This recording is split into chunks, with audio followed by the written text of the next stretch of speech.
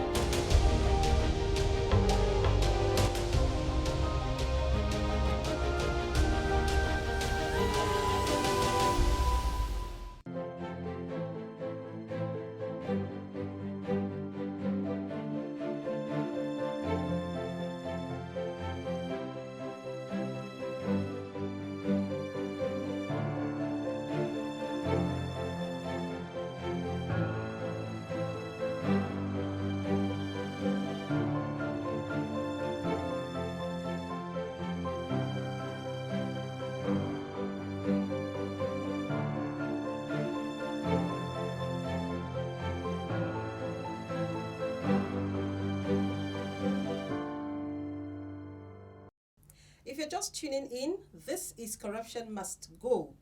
Prevention, they say, is better than cure. In line with this, ICPC has developed several corruption prevention tools to eradicate corruption and promote transparency and accountability in public institutions. The Ethics and Integrity Compliance Scorecard is one of such tools administered to drive for probity, strengthen integrity and accountability, and check abuse and corrupt practices in MDAs. It focuses on assessing compliance adherence of MDAs to the following three key performance indicators: management culture and structure, financial management systems, and administrative systems. Mr. Abia Odofia, Director, System Study and Review Department of the Commission, explains further.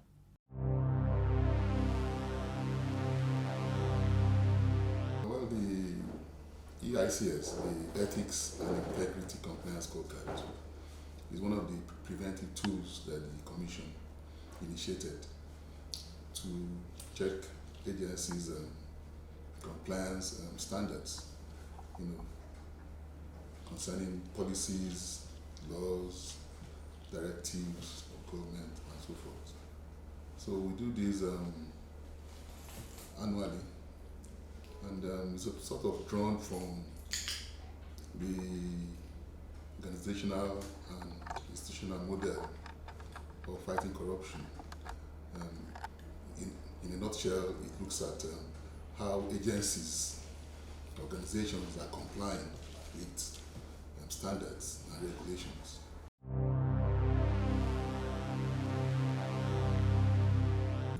Yes, we select agencies annually, and this may be based on petitions, may be based on reports, based on how compliant they are to what I just mentioned. Then we write letters to them, informing them of our intention to deploy the scorecard. And of course, we ask them to give us authorized officers who will liaise with us and have certain information that may be lacking. Then certain data sets, then we go there to deploy. And then it's not, it is self-measuring document. It is what you have that you present. If you don't have, you are scored 0. So you cannot manipulate anything.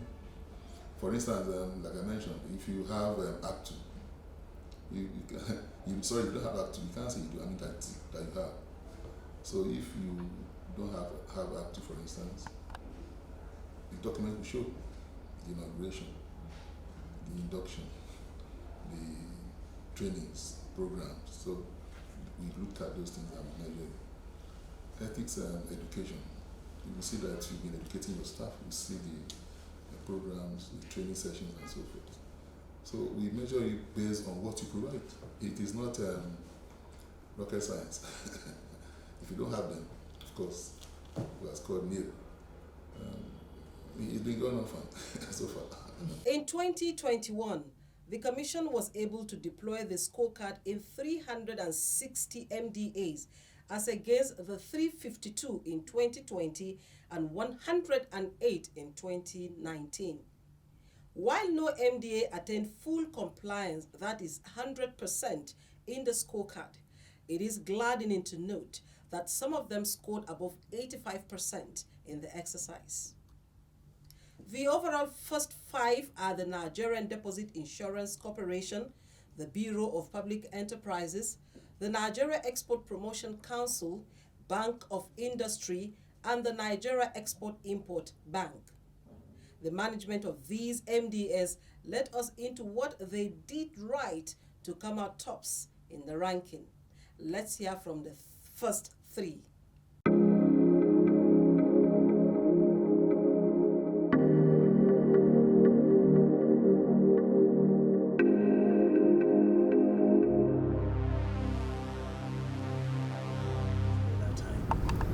In NDIC, we want to excel in whatever we do. Looking at our vision statement, we said in our vision statement that we want to be the best deposit insurer in the world. So that cascades into whatever we do.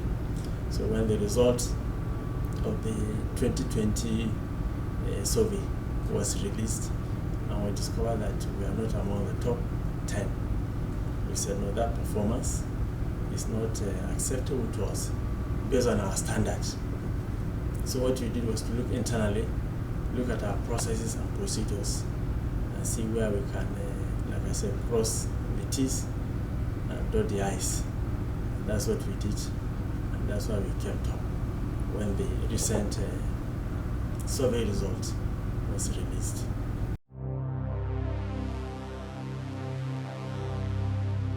Okay, in NDIC we have a culture of continuous process improvement and innovation. So we want to leverage on that. Our Act 2, that's Anti-Corruption and Transparency Unit, is independent. It has its own budget. In fact, it enjoys tremendous support from the management.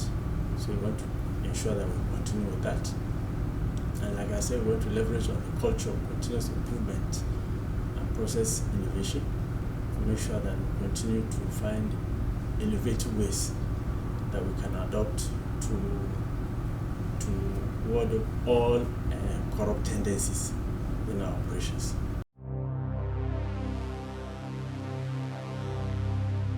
First, let me congratulate the ICPC for initiating such, such a program, which I believe will help in the overall, ethics and integrity, of the entire, government framework.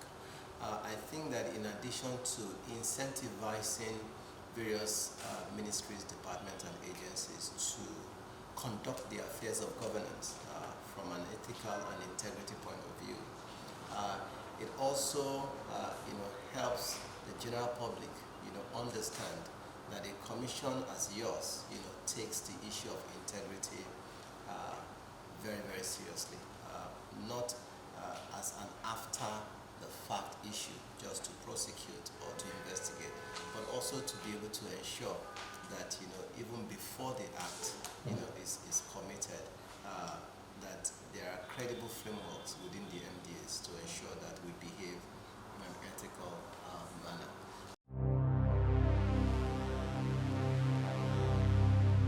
I think that since 2017 or thereabout, we had started a process within the Bureau to ensure that, you know, we have very clear standards of ethics, both in terms of the conduct of the staff and in terms of our processes, how we conduct our transactions. So that has already started way before 2021, including the review period that you referred to in 2020. So I think what must have happened was that in terms of the disclosures and the information that was made available to ICPC then, we were not as comprehensive as we were in 2021. But in 2021, we made a deliberate effort to ensure that every information required by ICPC, every documentation required by ICPC will be provided so that we are fairly, you know, appraised and adjudged on the integrity of our processes in-house. So we're very delighted that, you know, that produced such an excellent result.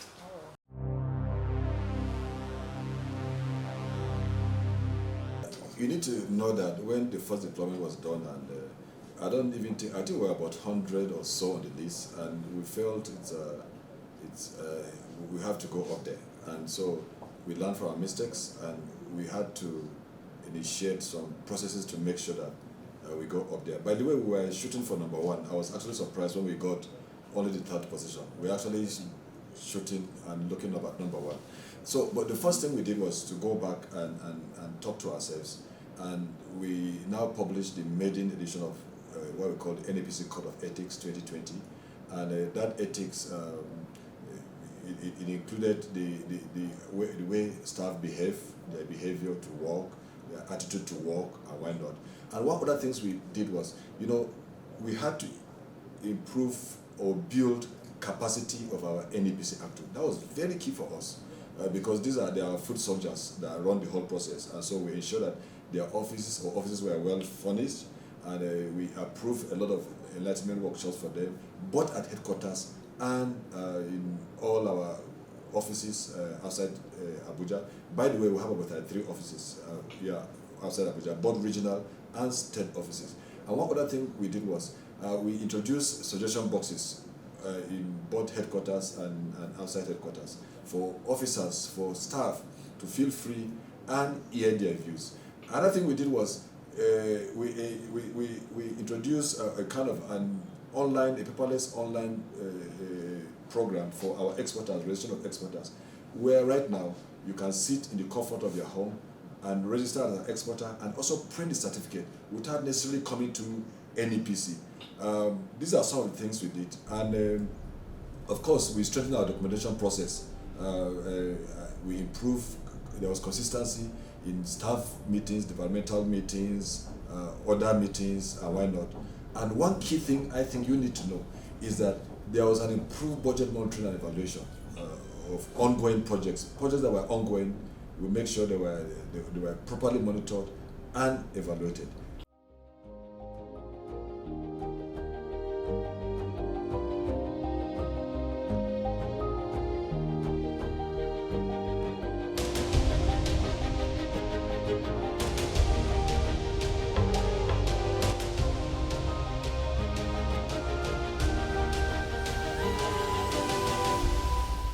Welcome back. You're still watching Corruption Must Go, and our focus is the deployment of the Ethics and Integrity Compliance Scorecard on MDAs in 2021. The agencies that ranked 4th and 5th are the Bank of Industry and the Nigeria Export-Import Bank. They also tell their experience during the deployment and how they feel being amongst the first 5 out of the 360 MDAs in the exercise.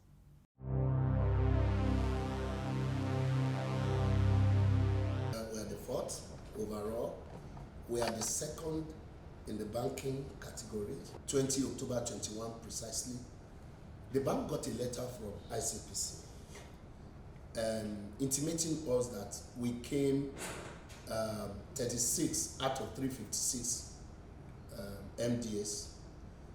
And to add to that, it was further published in the Guardian newspaper of Friday, November 6, 2020. And when this publication was seen, the board and management was challenged that, look, this is not possible, because two things is actually relevant in this case. First of all, the board management and the board and the management in their desire, continuous desire to take the bank to an international level, because today the bank has relationship with about more than 80 banks worldwide. So in that bid, they gave us a mandate that we should immediately commence the process of ensuring that the efficiency of the people, the processes, and the technological application in the bank is done. How do we do that? The bank encourage the study and review of processes. The processes in the bank were reviewed, the enabling policies were put in place to align with the policy of government. And one good thing that I need to state at this point is that this is a bank licensed by Central Bank of Nigeria as a development finance institution. And the implication of this is that the Central Bank of Nigeria regulates this bank like every other bank. So we are regulated institution with guidelines from time to time that are issued by our regulators. And the underlying reason for this is to enable the bank compete locally and internationally. So the bank, as in its bids to improve its rating, actually encouraged system study and review of processes. We strengthen the audit activity in the bank. We have internal audit and we have external auditor coming in. External auditor coming once in a year, in line with the regulation of the Companies and Allied Matters Act and CBN regulation. And this bank is the Bank of Industry is a self-reporting entity that reports its activity under the dictate of the International Financial Reporting Standard. So the third thing that we put in place is effective disciplinary process. Where there is no consequence for any action, people don't seem to respect the laid down policy. So there is a reward for inaction and action of every individual that is named a Bank of Industry stakeholders. I say stakeholder now because it includes the staff and the external our suppliers. So the third one is we aggressively improve the re-engineering process of the bank, and this takes us to effective communication of relevant policies to all stakeholders. Policy like whistleblowing policy is properly communicated to everybody. Policy like anti-bribery and corruption policy of the bank is properly communicated. And the results that we're celebrating today was actually a result of the leadership of the bank as well as the member of staff resolving to make it happen.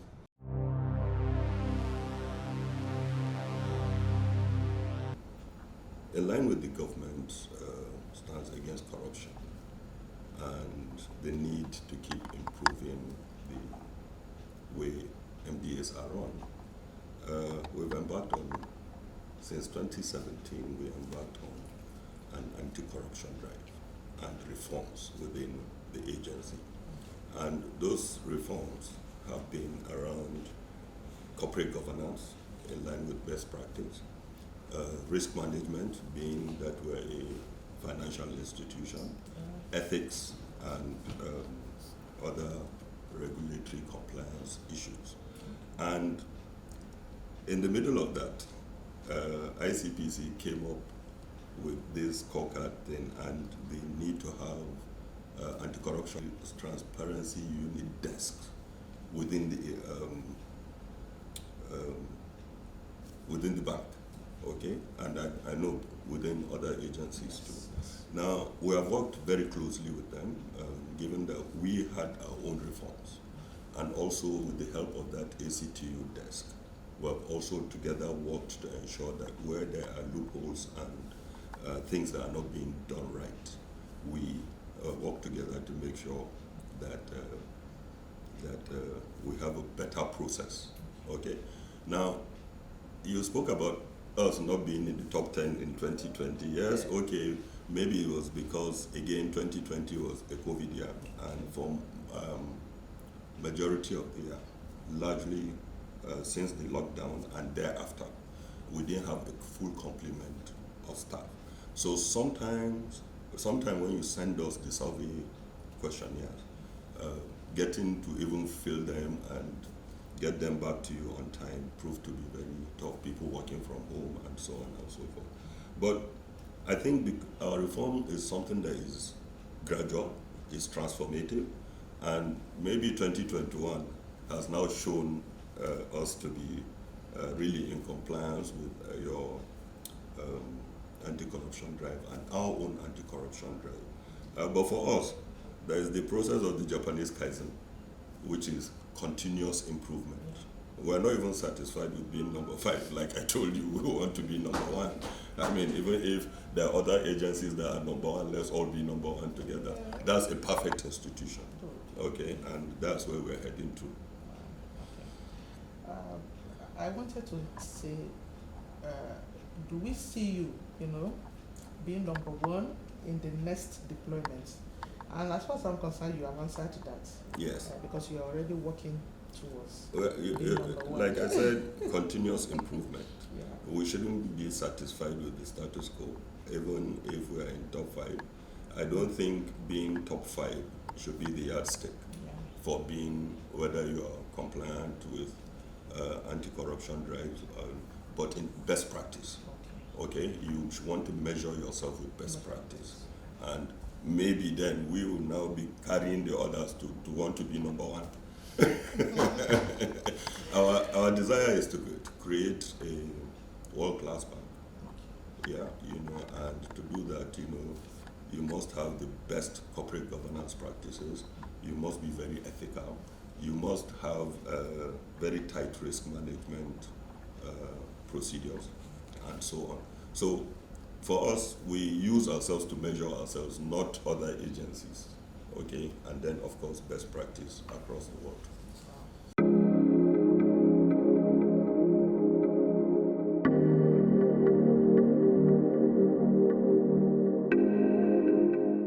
The ultimate goal of ICPC's deployment of the scorecard is to create a greater sense of urgency in MDAs to strengthen their accountability systems and operate with greater efficiency and service excellence. We therefore say a hearty congratulations to the top scoring MDAs discussed on this program today. ICPC hopes that the management and staff of MDAs that scored low in the 2021 deployment exercise will make efforts to put in place the right systems and procedures to minimize corruption and boost productivity and professionalism in their organization in the long run. That's our package for today. You can also watch the program on our YouTube channel at ICPC Nigeria. Don't forget to follow us on our social media platforms showing on your screen. You can also call us on our toll-free number showing on your screen. See you again next week. I am Murna Barnabas Atiai.